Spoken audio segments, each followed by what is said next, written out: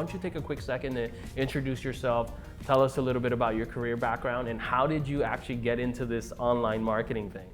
Yeah, well, it's been a weird and wild ride. And it's great, just getting excuses to reconnect with you over the years. And so I'm David Berkowitz and principal of Serial Marketers. That's my own consultancy, which I've been doing for a while and working a lot, especially with B2B companies, like very heavy in marketing and ad tech, and also some great agencies, and just trying to get these companies to be ahead of the game and where their customers are or should be. And so it's like a lot of positioning, communications, and other things that go along with it. And still, like, I've got my professional hobbies where churning out a newsletter once a week and started a Slack community and just a lot of other things to just keep bringing people together. And one thing that has held true every step of the way is just finding new ways to learn from others. And if I can create some of those forums and facilitate that a little bit more, then I'll do that in a heartbeat.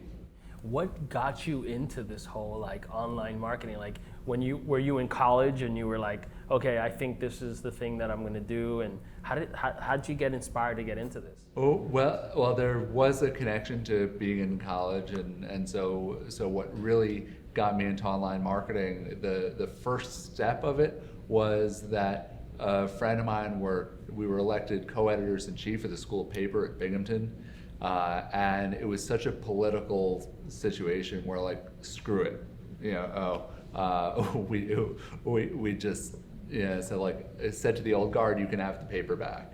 And then we didn't know what to do, and he went into TV production and has had a great career in media, and this was '99. I needed something that was cheap and easy and a way to just keep writing, really.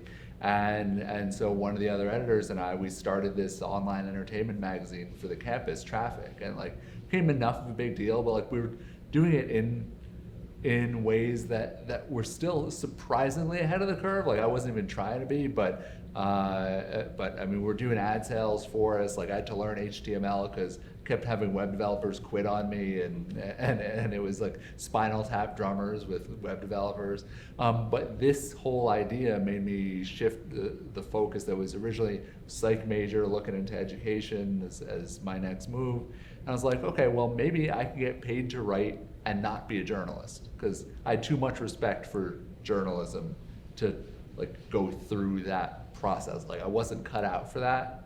But all of a sudden, there were tons of forums that needed writers, right? People who could communicate. Maybe I could do that and pick up some of this business and marketing stuff along the way. And I've had a number of those happy accidents that led to this.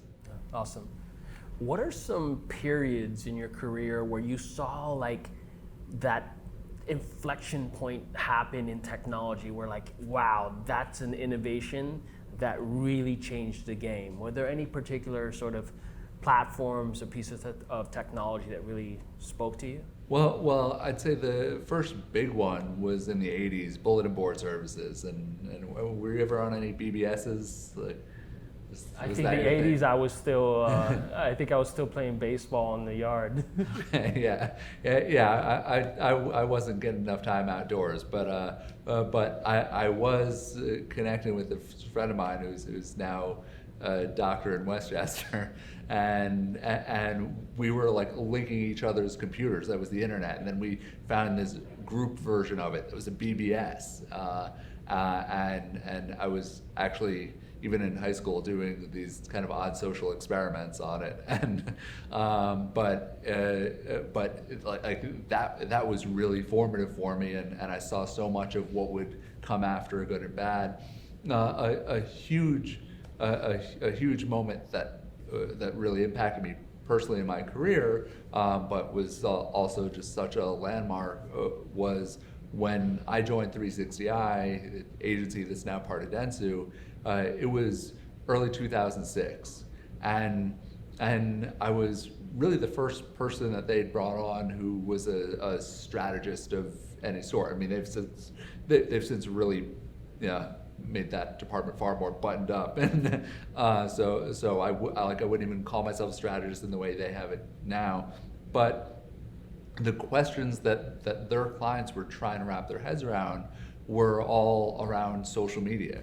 Like what does this stuff mean? And so I'd start writing these point of view pieces and things like, well, what are blogs? Should you be using podcasts? What's this MySpace thing? And I was in there, and I've been a consumer of this for years, like pre-Friendster, pre all this other stuff. There's some when I was in college, around the same time as you, 6 Degrees.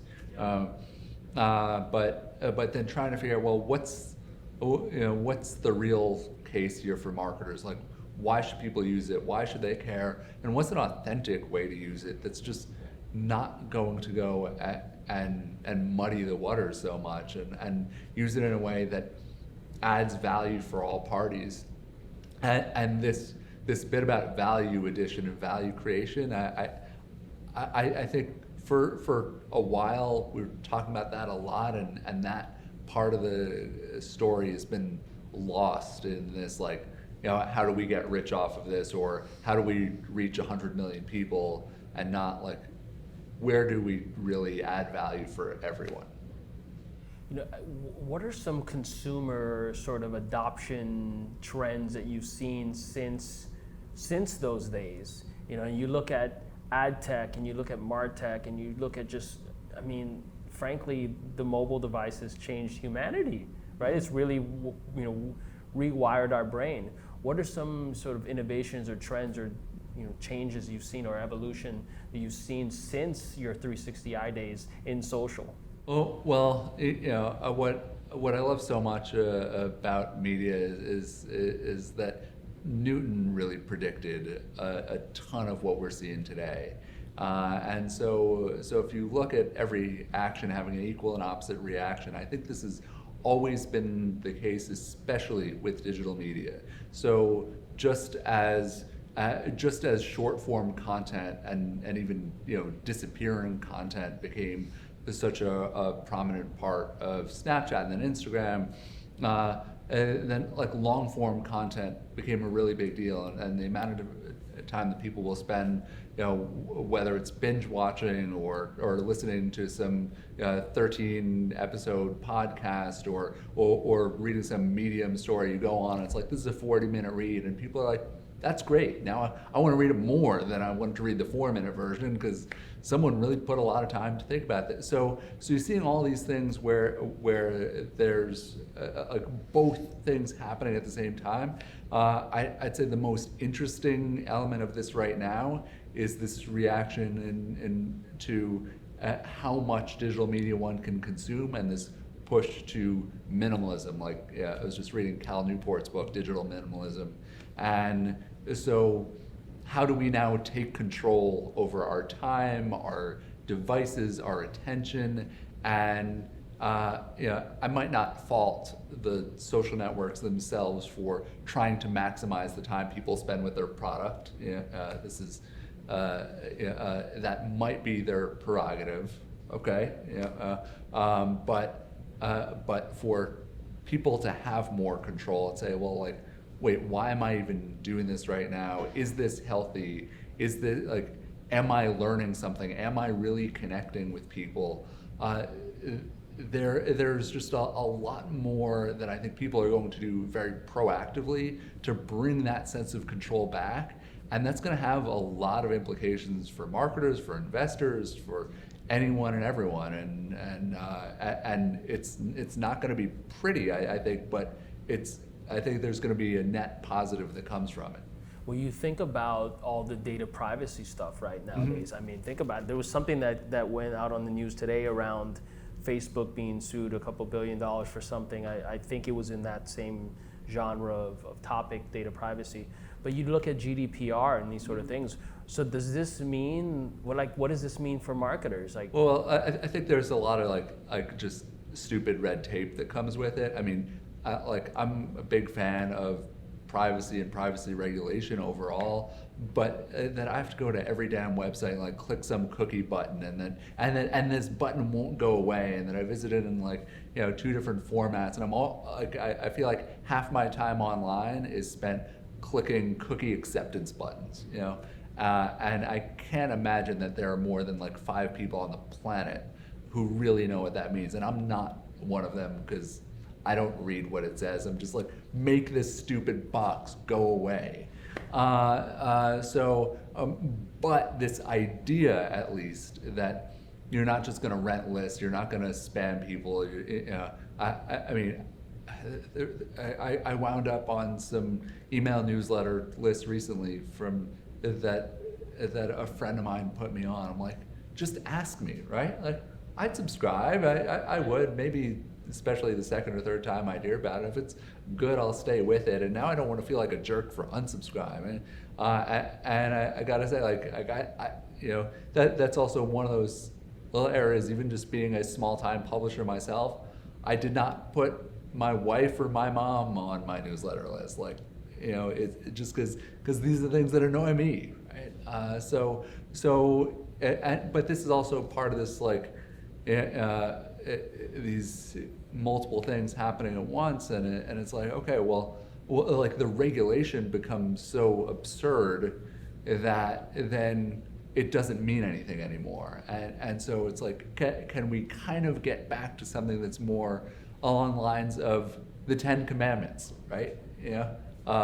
Or the Declaration of Independence or the Bill of Rights, that piece of it where it, at least at its core, becomes so simple and everyone kind of gets it, that like there are just some of these things we're going to do and not do, and we don't then need all the other thousands of follow-on commandments and riders to go along with it. Like, let's just play by some of these rules of mutual respect. Awesome. If you think about ad tech, we dive into advertising technology, and what's so interesting is that ad tech has really evolved based on how consumers, from my perspective, where consumers are now, and then trying to figure out how to monetize that. Any particular trends that you've seen in ad tech right now that are exciting for you? Well, I think that there's a lot that's going on that's of interest. I mean, because like there are unfortunately a lot of muddied waters in the ad tech space too. But I think some areas like the digital out-of-home space is fascinating because it's just an area that was so static and so traditional until very recently. And I mean, one of my favorite examples around New York, for instance, is the Link NYC kiosks that have basically replaced phone booths here. And there's one day where they it was the day after President George H.W. Bush died, and I'm passing by the Link on my block, and it shows him throwing out the first pitch at Shea Stadium where the Mets played.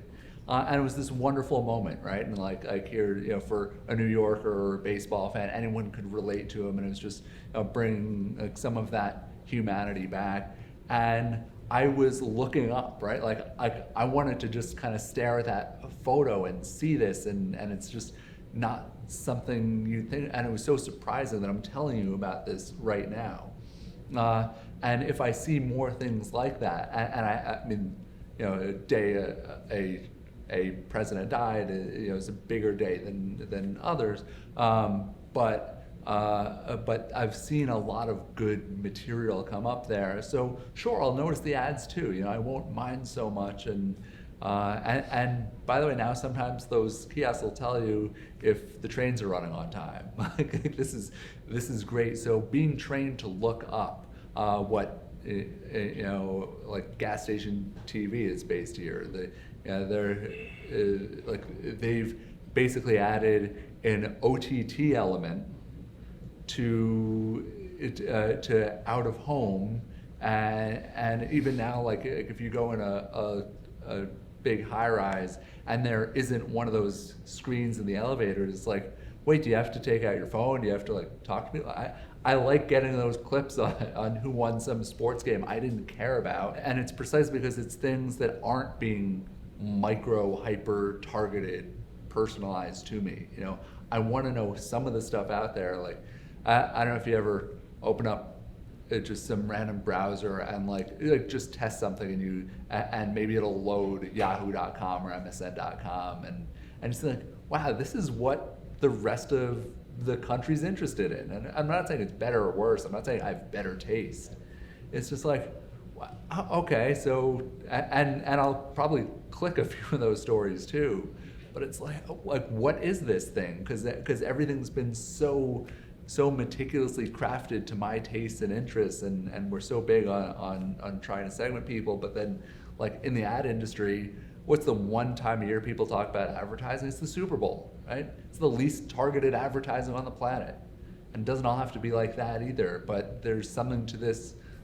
You know, let's at least get to see what the neighbors are into, you know. You know, that's serendipitous, because you're right. Like, you know, everything that I think about as a sales leader or marketing leader is all about targeting, segmentation, personalization. So, you know, this is almost like, you know, bringing back the serendipitous, you know, sort of discovery of new concepts, ideas, you know, content. So sometimes even for basic assumptions, it's like you can test these things and what's fun about marketing today is that kind of testing, like being able to throw out a hypothesis and say, hey, okay, how do we do this? How do we know if this is the case? And let's try the opposite. My favorite ever to do something like this was David Letterman, and he'd just put something weird on stage and he'd go, is this anything? You know, and we can have our version of that. We can actually figure this out. But experimentation. And the amount of experimentation you can do, and you know, one of the things I love, just even that comes up in the Slack group or discussion groups that I'm a part of, is like, I have some idea, I'm trying to do this. Can we? Yeah, and someone probably has done something like it, you know, and like that just wasn't so readily possible before. If you have that curiosity and some just room to just play around and try to figure stuff out. How important is experimentation in determining your marketing mix today? Well, there's so much value in general in life and in business, in coming from a perspective of not knowing, you know, and even when you're pretty sure you're right and you've done something before, it's just like trying to step back and say, well, what if I don't know anything? What if I have to unlearn everything, and then build this back up? Like how would I go about this now? And what if the opposite is true? Right? Then it just opens up so much more potential than just going in and saying like I did this before last year, I'm going to do it again, and that's it. And I think there's also some danger for those who only value experimentation and won't just accept the result of an experiment and now do more of that. Because I've dealt with some clients, especially on the agency front, who they only want to hear about what's new, and it's like, well, what we've been doing has been working pretty well. Can't we do more of this, like, please? And it's like, you know, and then if we're not doing that, then it would feel like we're not doing our jobs. So, so finding some balance is really important. Awesome.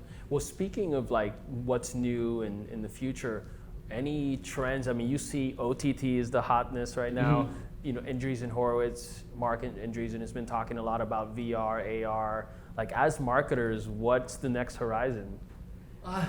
You know, we have so many horizons happening at once, and so the author Stephen Johnson, he calls that the adjacent possible. So and it's why a lot of ideas and inventions like electricity and evolution, like these concepts all happen in different parts of the world at the same time. All the other things leading up to it made that new concept possible.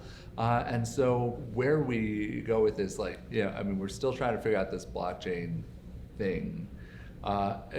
Video in general, the shift to OTT and connected TV, it's just bringing up far more possibilities. I think this, just the nature of how devices in general are going to be communicating with each other is something we're still in the early stages of.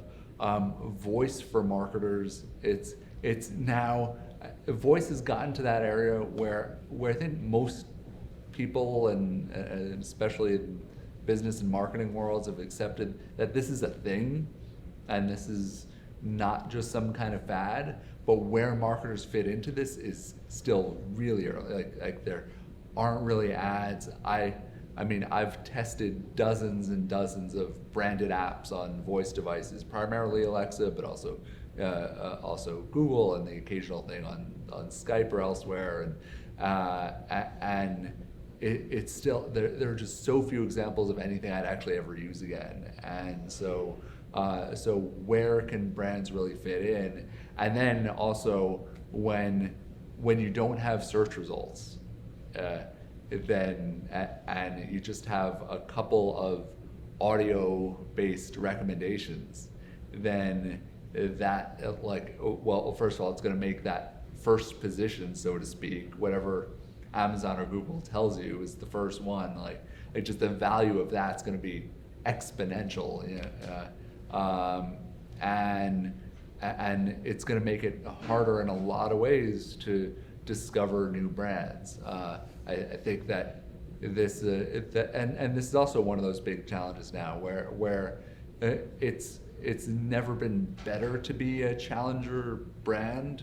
You have just more ways to do so. You have the time companies spend on the Fortune 500 list keeps shrinking. But to do that in a meaningful way, and like to be a new brand that lasts more than, say, it's like Series B or C round, and then 5 years later is still a thing, like that part's really tough. And that's where the institutional knowledge from the establishment becomes really valuable, because like they've done that. Like you call some of these brands dinosaurs. Dinosaurs lasted like 150 million years. They had one of the best runs of anything that's ever breathed our air. So I'd love to learn more from dinosaurs.